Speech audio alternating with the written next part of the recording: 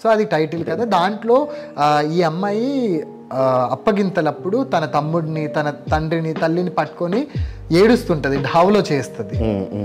నేను ఇట్లా వెళ్ళిపోతున్నా, మళ్ళీ కలుస్తానో లేదో, నన్ను బాగా చూసుకున్నారు. సో ఇదంతా విషాదం అంతా కూడా ఢావులో ఉన్న కథలో ఉంటుంది.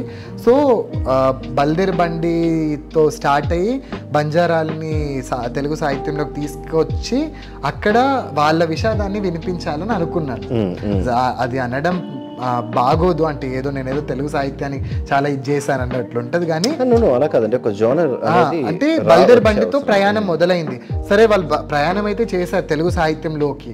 ఆ సాహిత్య ప్రపంచంలోకి వచ్చాక వాళ్ళ గోడు వినిపించాలి అంటే వాళ్ళు ఏడిస్తేనో, వాళ్ళు మాట్లాడితే వాళ్ళని పట్టించుకోరు. వాళ్ళు ఏడిస్తేనే ఏంటి వీళ్ళు ఏడుస్తున్నారు ఏంటి అని చెప్పేసి వేరే వాళ్ళు వచ్చి ఆరా తీస్తారు.